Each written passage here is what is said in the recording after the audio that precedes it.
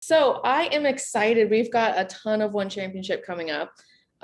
First one is One Full Blast 2, which is this Friday-ish for US. Can you kind of give Friday-ish. us, I love yeah, that. because you never know when it like airs in the middle of the night or early morning. It's like if you stay up, it's Friday. If you or no, I believe it's if you wake up, it's Friday.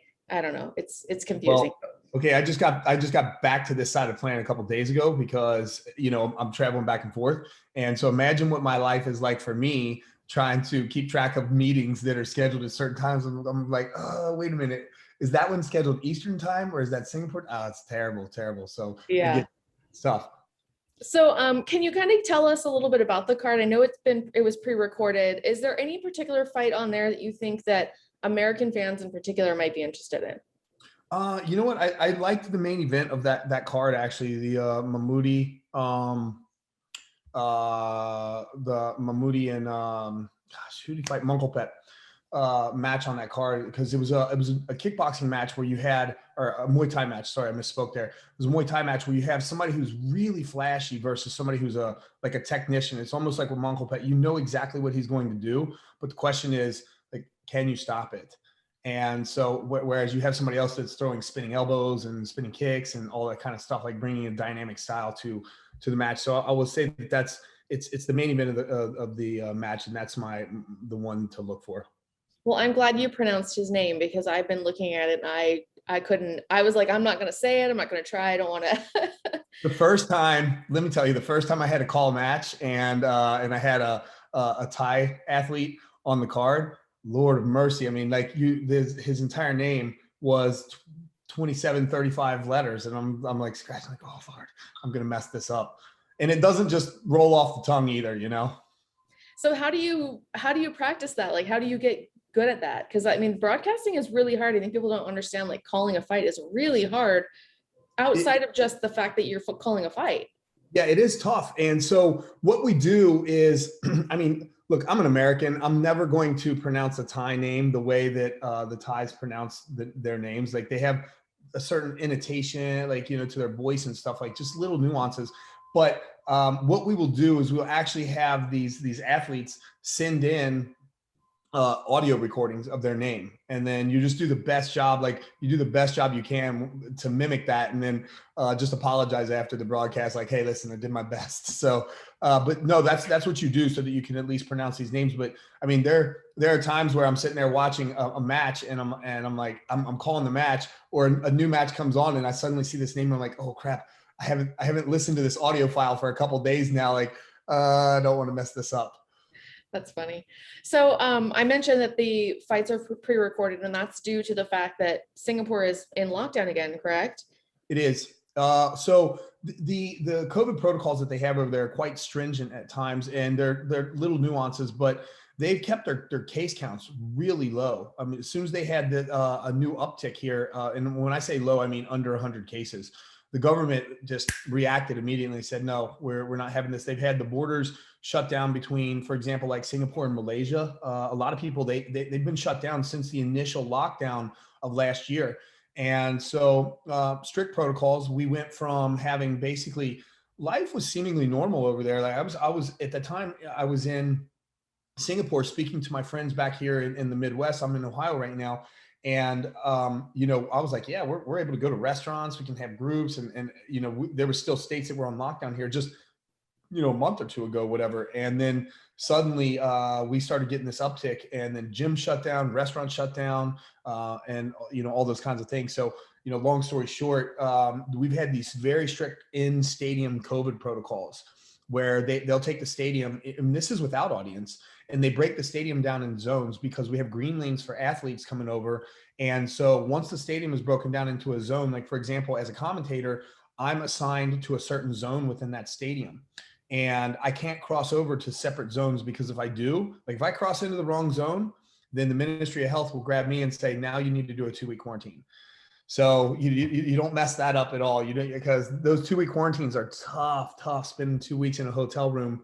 The last time I landed in Singapore, they pick you up hazmat suits, and they take you to a hotel room and stick you in there for 2 weeks to make sure like you're not spreading that stuff anywhere. So very, very stringent. But at the same time, I mean, they've kept their case counts very low. They kept the death rate very low. So the Ministry of Health in Singapore has been really been on top of this thing. So when those fights were originally happening, was there a conscious decision like, hey, we're going to probably need these fights at some point?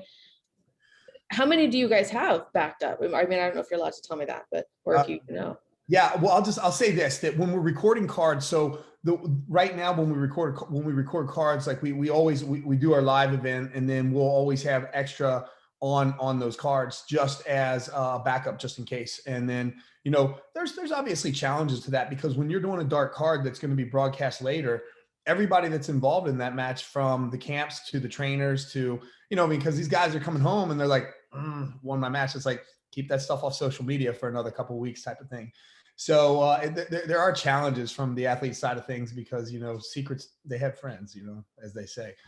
So. Well, yeah. And I think even if they don't say anything, I think that you can kind of tell who won and who lost sometimes, just based off like how they carry themselves when they come home. So but, you know, I think that, you know, as a journalist, we're seeing their social media and we're paying attention, and I've never seen anything leak. So I think that's pretty good, because I mean, even just, I don't want to call out Tough or anything, but like I've seen things in Tough already that I'm like, okay, you're not supposed to say that, you know? So I feel like it's good. It's good that they're taking that serious and still leaving it fun for the fans, because that ruins the fun. Absolutely. You know, actually I was, I mean, because I've been part of Tough several times, and I remember when I signed that first contract, and it's like, they pretty much like, the contract wording is like, if you speak, we take your firstborn. It's almost that bad, you know? So you learn how to really keep your lips sealed real fast. But in still things do leak, but we've actually up to this point in time done a really good job of managing. And, you know, part of that is the time lapse. Like you don't want a lot of time to lapse between your live card and your dark card. I mean, the longer things sit, the more that people are actually going to talk, because you have to start updating databases and things like that as well for records and whatnot. So yeah, it does pose a challenge, but given the restrictions that we have in Singapore, we've been really innovative with the way that we've actually been able to present the product and continue having shows. We were actually, One Championship was the first organization to do a closed door event post COVID, without a crowd, obviously, because of the protocols that are set in Singapore, but we, you know, very proactive on that measure. So it's been a challenging time for the company, but also a good learning curve on how to prep for things in the future when you run into what, you know, obviously you're going to learn a lot from these kind of situations with COVID. And so it's going to apply to a lot of different things in the future as well. And, you know, obviously with the shutdown, it meant that One Empower was going to have to be postponed. I know there's a lot of people which upset me, because I was really excited for this card. Yeah, I was too. And so I, you know, was bummed. I know it was like everybody was doing their best to make it happen. Do you have an update on when that might? I know it's COVID. You can't predict things, but do you know if there's like a timeline or when you guys think it might happen? I don't have an update on One Empower. I know that we're working on that, but I will say this to tease you guys a little bit. I am in the US right now because One Championship is looking at bringing a card to US soil, actually. So there could or could not be some sort of overlap there with the postponed One Empower.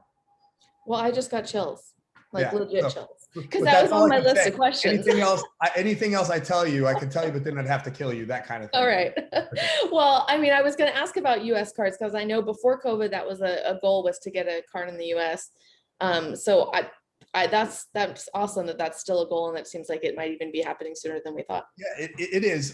You know, timing depends with a lot of different things right now, and obviously international travel is very tricky. And with our roster, I mean, we have athletes from over 80 different countries. And when you have a roster of 500 athletes, like, it's difficult, particularly at this point in time. You know, we're still getting back to that normal cadence that we were doing before. And so yeah, I'm here in the US. We're looking at you know, different states where we could possibly bring a show to and stuff like that. After the foray that we had on TNT, it was a great opener for us in the US. Did some great things, learned some things from TNT as well. But the month of April was just an amazing month for us with some great shows. And so, with that as an introduction to the audience, a lot of things that we learned from that was like going into that show, we wanted to and thought that we needed to depend on our US based athletes, like the ones that had their followings here, the Eddie Alvarez, the DJ, Demetrius Johnson and whatnot. But what we learned after the broadcast happened is that like ratings didn't drop off and people were really interested in the foreign athletes as well. And a lot of that just comes down to the excitement level of the matches and the performance. So, the natural instinct for us is like, well, maybe it's time. Maybe it's time to look at the US. So we're over here looking around and poking our nose and seeing what can happen. Well, that's exciting. I know you mentioned one on TNT. Is there a date when that might come back to TNT? I know that again, that might. Yeah, no, I don't have a date on any of that kind of stuff yet, with broadcast deals and all that kind of stuff. So no clue. Okay. And when, like you said, when one on TNT was airing here, fans were interested in not just, the Eddie Alvarez types. But I noticed that the fans kind of liked the like UFC one little bit of like butting heads, even though they're like, they created this drama that wasn't really there. And I think they really liked that. And I think that you guys have always been friendly. You have the trade. Is there any chance of the UFC and one working together at some point, or is there kind of a little bit of a severance there with a friendly relationship? I don't think there's any kind of severance. I would say this: our CEO Chatri has outwardly spoken about the interest of doing a one championship UFC mega event, and so if the UFC was open to it, then I don't know how long talks would take to work those kinds of things out. But there would be a lot of like fun matchups that would come out of something like that to see. And I think that especially when you look at the crossover, like you talk about some of the athletes from the US crossing over to one championship, and you see the performances and what's happened with athletes like Eddie Alvarez and even Demetrius Johnson, like Demetrius coming in, he was just beaten by Adriano. and a lot of people were shocked by that, obviously, because a lot of the US fans weren't familiar with Adriano, but man, this guy, I mean, he's that silent sniper that nobody knew about, that saw him coming. And knowing Adriano's, his size, like he's just long and linky and the style that he had, like I knew that this was going to be a problematic matchup for somebody like DJ. But just before that, like, DJ, when he came into the organization, like he went through the Grand Prix to actually get to the title match, and he won the Grand Prix, but it wasn't a walk in the park for him either. So I think that, the performance of these athletes coming over has been kind of an eye opener for a lot of the American audience. Like, hey, these guys that won championship are on the level. And I think part of that is that, we have just a slew of talented athletes, but on top of it, like our hydration protocols and the way that we do our weigh-ins and stuff like that, it really makes for athletes competing truly at their peak performance levels. And so I think that's a big difference maker for us with one championship. And so, yeah, and I mean, in my mind, I'm automatically drifts that way. It's like, well, if we were going to have a crossover mega event, like I would love for that to be done with our hydration weigh-in protocol for sure. Speaking of that, a lot of fans are not really sure exactly what that entails. Are you able to kind of give us a little bit of an insight of what that hydration test looks like? Yeah. So what we did is we took the framework of what the NCAA did. I don't know, it was probably a couple decades ago now. I hate to say that because it makes me sound old, but when the NCAA was having issues with wrestlers weighing in, they went to a hydration and body fat protocol. So what we do on fight week is we actually test the athlete's urine. We test for the specific gravity. So we use an instrument called a refractometer, test the specific gravity of the urine. The athletes have to weigh in 2 days prior to the event and 1 day prior to the event. They have to weigh in and make hydration simultaneously. And if they miss either one of those, then they have to repeat that on the day of. So, the key here is that when an athlete is hydrated, they obviously can't go through the dehydration. I mean, like I've cut weight many times in my career. I know what it's like to sit in a sauna for 20-minute goes for 2.5, 3 hours at a time and cutting, if you think in pounds, 22, 23 pounds, sometimes up to 25 pounds. And so, I know what that's like, but yeah, so when you have to stay hydrated, obviously you can't sit there and just suck your body dry. If I sent you a picture of I have a picture of me sitting in the stands at the arena for my last weigh-in, and you see how sunken in my cheeks are, and like my knee bones are all knobby. I look like a walking skeleton, and I see that now, and I think back of that from this side of things. And on top of it, I look at our athletes walking around during fight week, and they're eating breakfast and drinking juice, and I'm like, I hate you guys, because I was miserable weighing in during fight weeks. So so that we do that 2 days ahead of time, and if they miss either of those days, they have to repeat the process. But essentially, it forces them to stay hydrated and be on weight simultaneously. You mentioned that seeing them eat and how you were like, oh my gosh. I remember I think I covered I can't remember now. I've been to one event quite a few times, and I remember having interviews set up with fighters on what would be like UFC weigh-in day, and I'm like, really? They want to talk to me? Like they're all in good spirits, they're all hanging out, laughing, and I'm just like, this is really different. And I've seen it. It's crazy, because I sit and think about all the reporters that interacted with me, any of the journalists that I did had any action with during my career. And if you interviewed me like the week of the fight, when I was cutting weight and not eating, not drinking, all the stuff that I had to do, we were very scientific in our approach. Like, my weight cut started weeks and weeks ahead of time. But if you interviewed me during fight week, and then you interviewed me, I don't know, a month after my fight, you'd be like, this guy's Jekyll and Hyde. Like, what the heck is wrong with him, man? But the reality is that when you're stressed to that level, you have the anxiety of the match coming up, you're hungry, you're thirsty, and you're just straight up miserable all around. Like, you're not a jovial person to be around oftentimes, so particularly as the match gets closer. So yeah, I know exactly what you're talking about. I've been on the other side. So my apologies to all those journalists out there that I may have been a little short with on fight weeks. We all understand it. We definitely do. I mean, we don't understand it exactly, but we understand why you guys are that way. We don't think anything of it. Have you ever actually sat in a sauna and cut weight before? I did actually one time. Well, I started to, and I was like, no, this is BS. And I have helped quite a few fighters. Well, I stood there and watched fighters cut weight before. And I remember I was charged with pulling the sauna suit off. Yeah. And then I remember we had pulled it off, and so it was inside out. And so it had to be returned back inside out, and I had to put my arm up the leg and I was going, it's terrible. I don't want to do it. I don't know why you guys do it.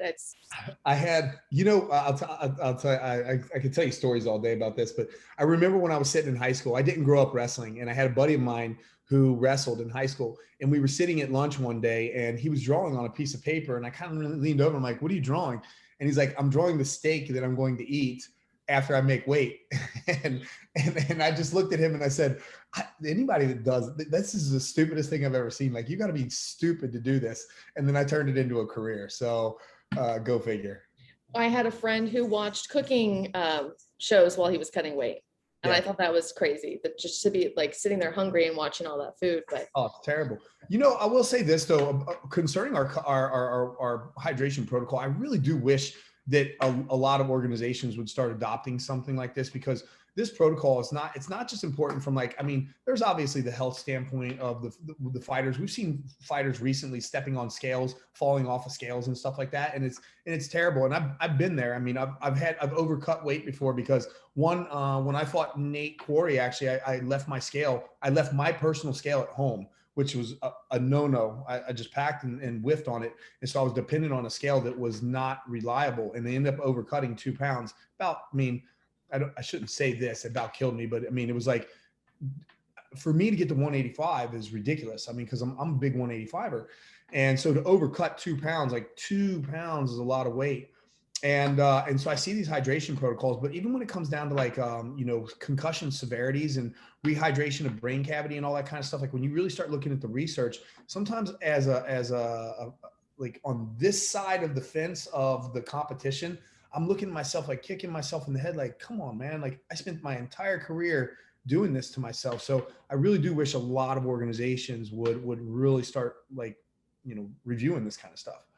Why do you think they don't? Do you think it's like I don't know. I would assume that those tests cost money.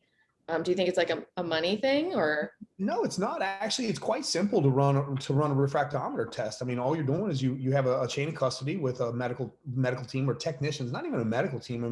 literally you're collecting urine and you're dipping something in there and saying, okay, hydrated, simple as that. And so it's not a high dollar output thing.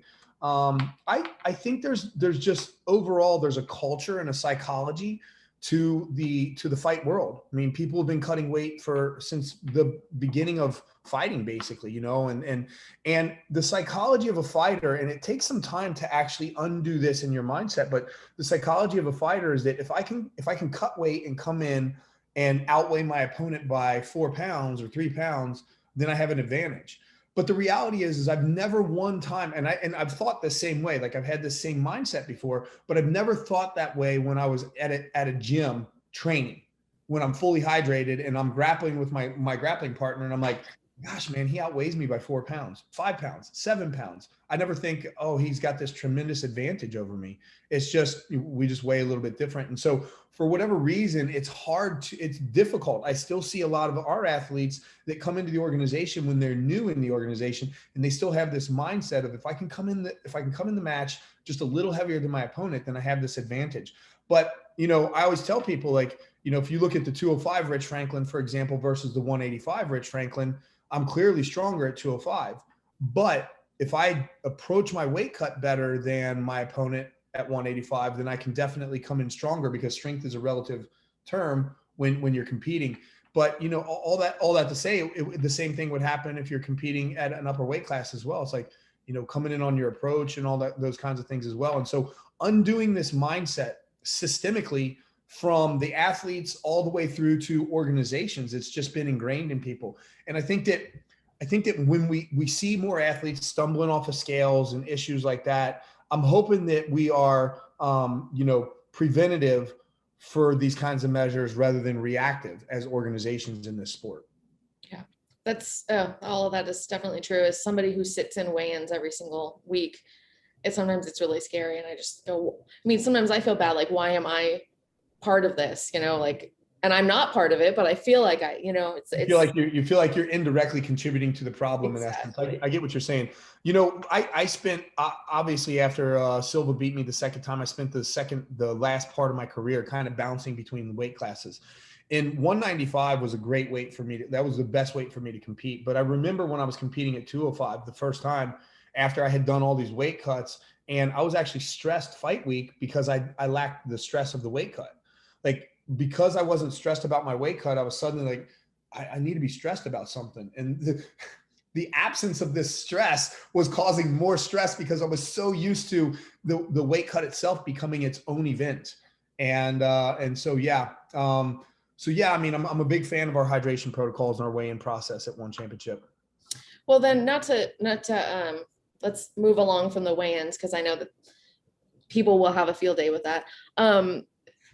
Fans have been talking about looking at the One Championship calendar. There's a lot of fights coming up and scheduled. Some fans noticed it looked like there might be a New Year's Eve card in Japan. Is that correct? Or is there anything? Yeah, I don't know if we've confirmed the New Year's Eve card in Japan yet or not. Okay. You know, that, like, and, you know, obviously, I mean, I'll say this now that I'm in the States, and I've talked to a lot of the athletic commissions here. Things are really beginning to open up, like really beginning. I mean, a lot of the states are like, yeah, mid-June or early, you know, late June or early July, we're back to 100%.